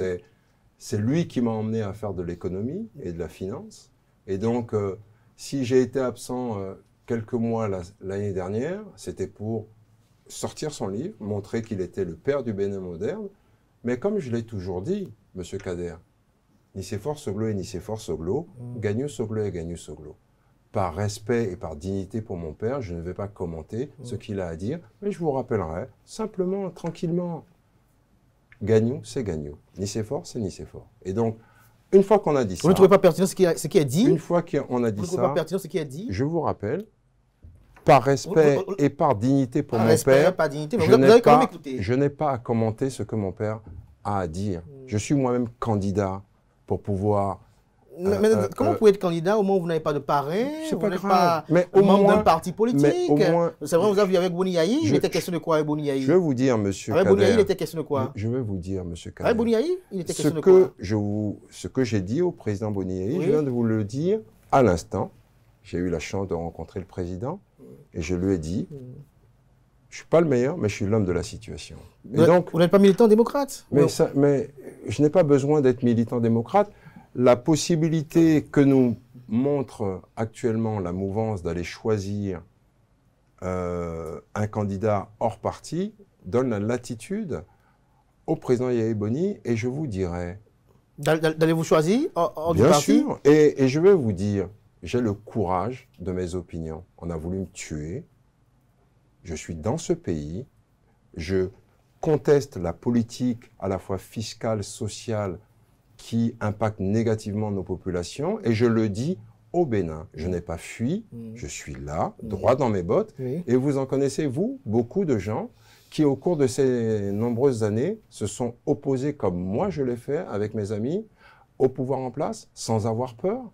Vous savez, la politique, c'est aussi une question de courage, de détermination et de foi. Et donc, oui. Vous savez, je dirais simplement, il est très facile d'arriver à la fin et de dire, ou même si on est au début, comme je l'ai rappelé à un de vos confrères, moi je n'ai pas rencontré le président Talon depuis 2016. Je n'ai pas rencontré Olivier Bokor, je n'ai rencontré personne. Je défends les Béninoises et les Béninois à travers ce que je vous ai dit. Vous m'avez invité il y a quelques semaines. Pourquoi ne pas les rencontrer? Mais je rencontre tout le monde. Vous savez, j'ai la grande chance. Vous avez quand même une certaine affinité avec la famille Talon. Mais on parle... mais monsieur, oui, monsieur Kader... Pourquoi, du jour au lendemain, nous parlons en raison de politique. des causes politiques... Non, mais attendez, excusez-moi. C'est la palissade, ce que représente Patrice Talon pour vos enfants et son épouse. Monsieur Kader... Alors, du jour au lendemain, monsieur Kader, à cause de la politique, on vous retrouve... À cause de la politique, comme vous le dites, on peut être... Lorsqu'on sait que la politique aussi, vous savez, parfois, est dépourvue de logique. Quand je rencontre, j'ai eu la chance de rencontrer les enfants du président et de la première dame. Mais ce sont aussi mes enfants, je les connais. Et donc, vous voyez on s'est rencontrés. Récemment? Non, il y a quelques mois. Mais ce que je veux vous dire, pourquoi voulez-vous... Si vous parlez de politique, c'est quand même dans ce pays qu'on a tiré sur mon père, qu'on a tiré sur ma mère, que c'est dans ce pays qu'on a exilé mon frère, qu'on a tiré sur moi, qu'on a mis des gens en prison, que des journalistes sont obligés de fuir, qu'on a vu des gens kidnappés dans d'autres pays. Et donc, je ne vois pas quel est le rapport entre la politique et les rapports particuliers. Les rapports particuliers entre les gens, moi je n'ai aucun problème. Vous avez personnel. La chance quand même d'avoir ce rapport avec la famille présidentielle. Pourquoi alors, ne pas l'utiliser pour échanger avec... Pour dire quoi, dites-moi? Échanger.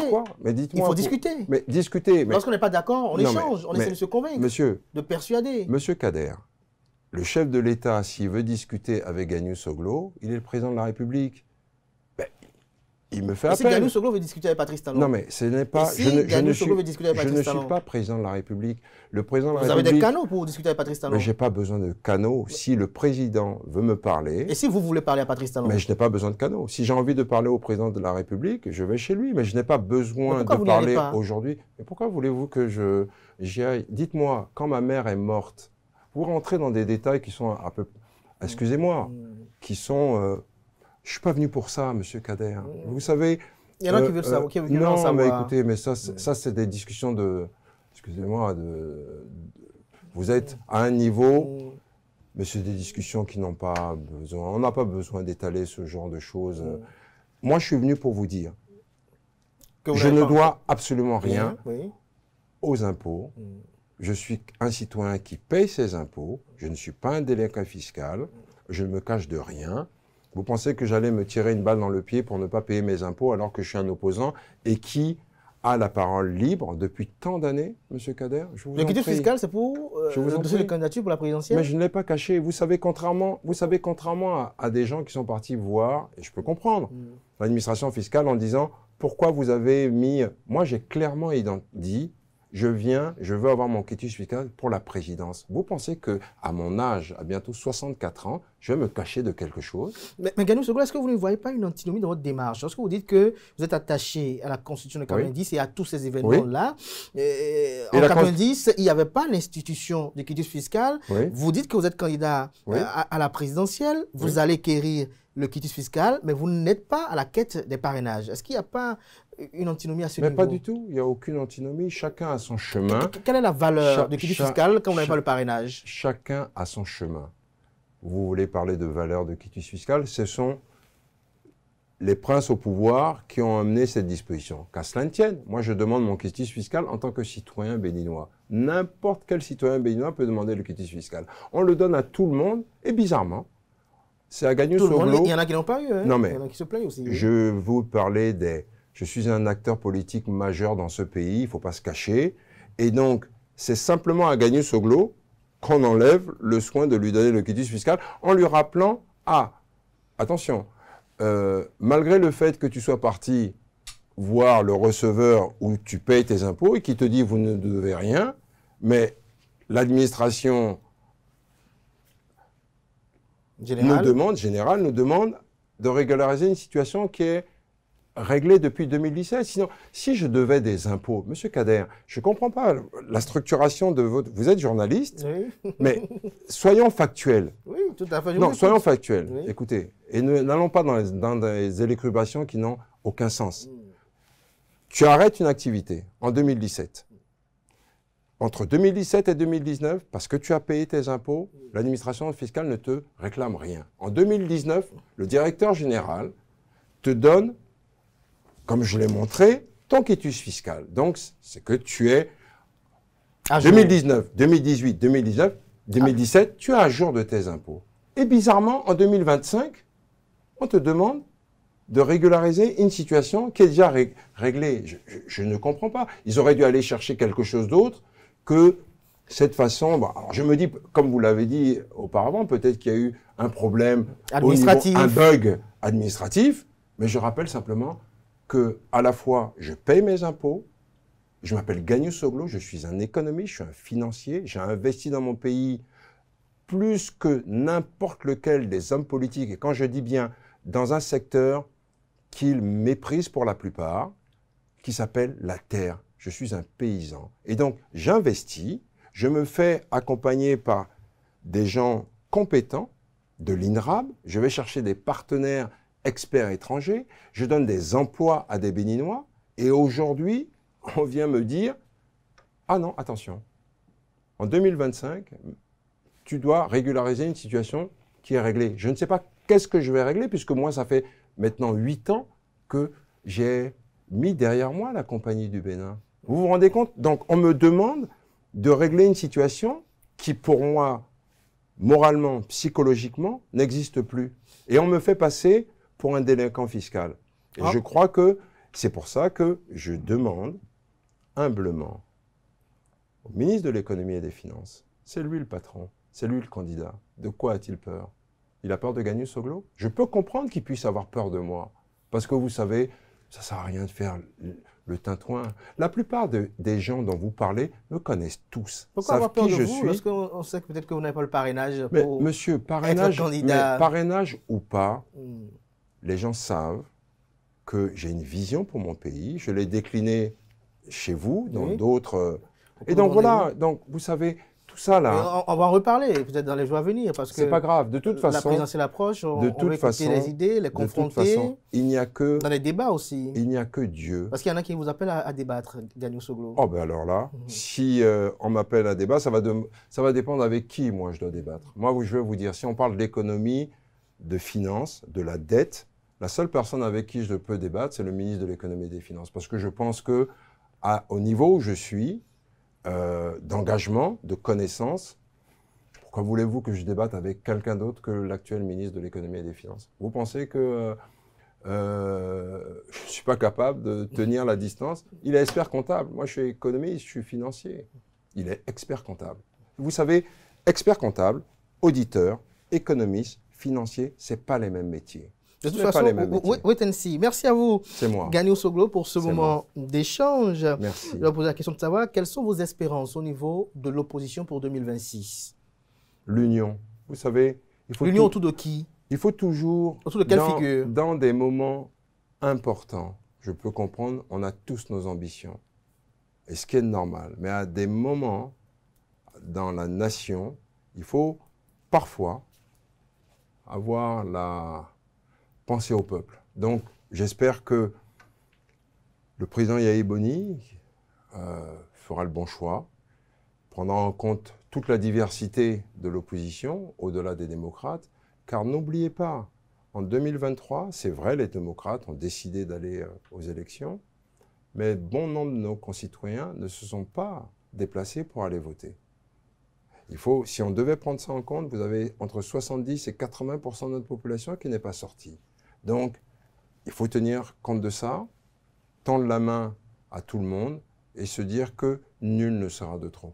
Accepteriez-vous candidater pour les législatives au niveau du Parti politique démocrate? Je l'ai dit à une de vos consoeurs, et je vous le répète, je ne suis candidat ni aux législatives, je ne suis candidat ni à un poste de ministre, je ne suis candidat ni à un poste de ministre d'État. Merci voilà. à vous, Merci. Ganiou Soglo, pour ce moment d'échange. Merci une fois encore à vous, chers amis internautes, pour l'attention. C'était avec Ganiou Soglo qui nous a exposé un peu la situation par rapport à l'obtention de son quitus fiscal. Il a également parlé de l'actualité électorale en lien avec l'organisation de l'opposition pour 2026. Et c'est la fin de Free Matin ce matin. Merci pour l'attention. Portez-vous bien. Belle suite de programme sur ESAE TV.